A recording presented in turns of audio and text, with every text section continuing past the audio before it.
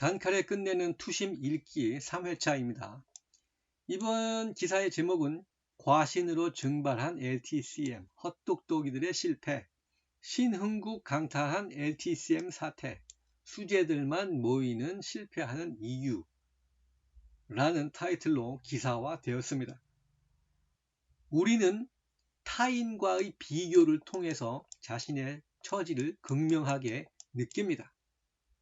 평생 동안 투자에는 관심이 없던 사람일지라도 주변 지인이 주식으로 큰 돈을 벌었다 라는 얘기에는 질투심이 들기 마련입니다. 가만히 있으면 나만 뒤처지고 있다는 생각이 들기 때문에 투자 관련 책을 보고 유튜브 검색을 하지요. 자극적인 컨텐츠가 넘쳐나는 세상이니까 수두룩하게 나옵니다.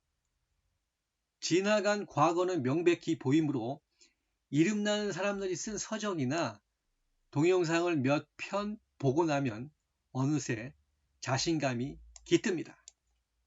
증권 계좌를 만들고 투자를 시작하지만 몇 번의 쓴맛을 경험하면서 생각이 조금씩 달라집니다.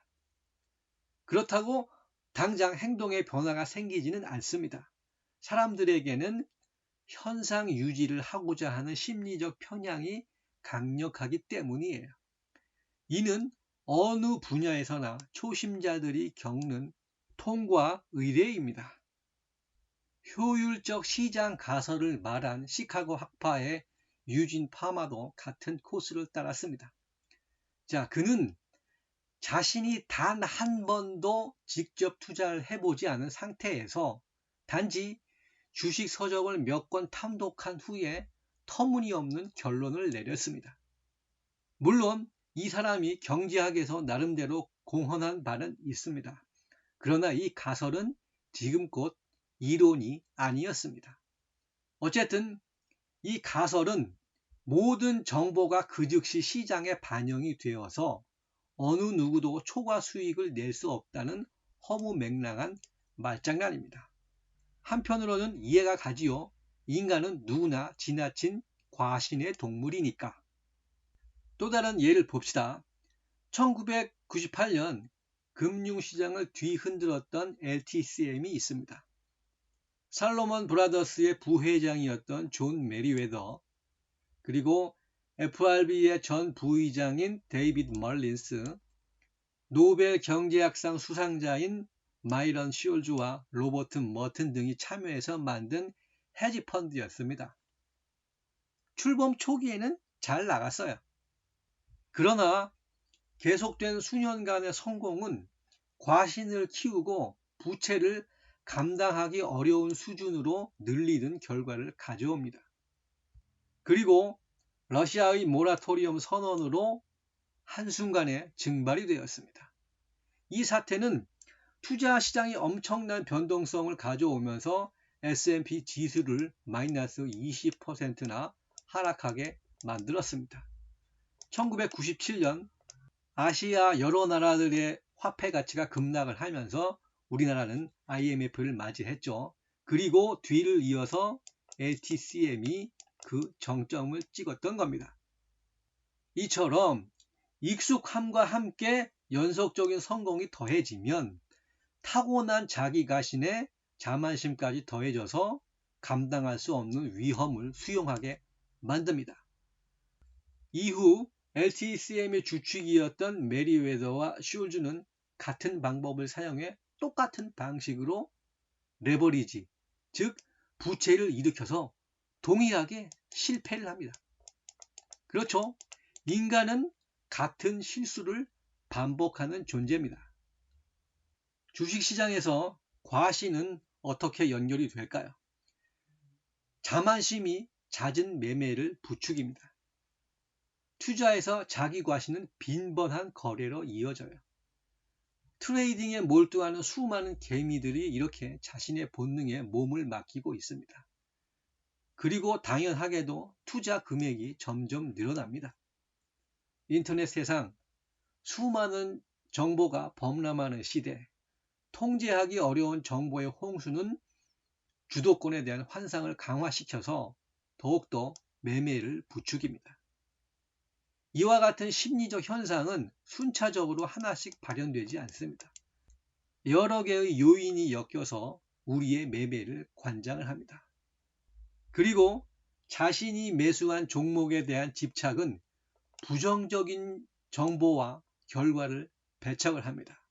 곧 눈뜬 장님이 되어서 해당 주식에 관해 현실적인 의견을 내는 사람들과는 연을 끊어 버리지요. 소셜미디어, 온라인 게시판, 블로그, 댓글 등등에서 전개되는 방식이 항상 동일합니다. 누군가가 반대 의견을 말하면 작은 소요가 일어나고 이어서 욕설과 인신공격이 난무합니다. 자, SNS는 중독성이 있습니다. 내가 보고 싶어 하는 내용과 사건만을 전달해 주기 때문에 균형 잡힌 사고를 할 수 없게 만듭니다. 페이스북, 트위터 등으로 구설수에 오른 여러 사람들의 예를 생각해 보세요. 적당한 거리를 두어야 합니다. 불각은 불가원이 필요해요. 실전에서 이를 확인할 수가 있습니다. 바로 회전율, 턴오버의 증가입니다. 이는 포트폴리오 교체 비율을 뜻합니다. 예를 들어 50%의 회전율이라면 내 바구니에 포함된 주식의 절반을 당해년도에 매각하고 새로운 종목으로 매입했다는 뜻입니다. 마찬가지로 200%라면 전 종목 교체가 세 번째라는 의미입니다.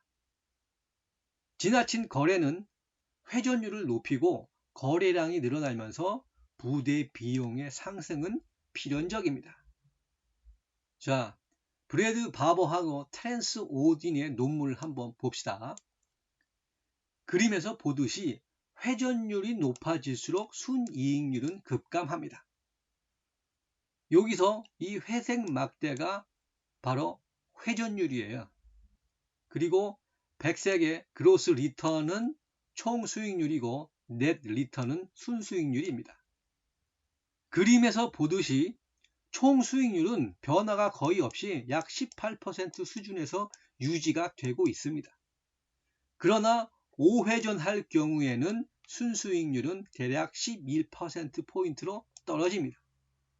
이 7% 격차는 굉장한 차이입니다. 현재 정기적금 이자율이 2%도 되지 못하는 상황에서 7% 격차는 엄청난 겁니다. 그리고 이 논문을 조금 더 자세히 살펴보자면 특히나 남성들은 여성에 비해서 과신하는 정도가 큽니다. 행동경제학들이 성별 회전율을 추적해 봤더니만 남자들은 연간 80%의 회전율을 보이지만 여자들은 단지 50% 수준에 불과했습니다. 또한 더 세밀하게 파고 들어가면 기혼남보다는 미혼남의 회전율이 높았습니다. 여성의 경우에는 기혼이나 미혼이나 차이가 없었어요. 왜 그럴까요? 홀가분하기 때문입니다. 부양해야 할 가족이 없다면 우리는 좀 더 강한 모험에 뛰어드는 겁니다.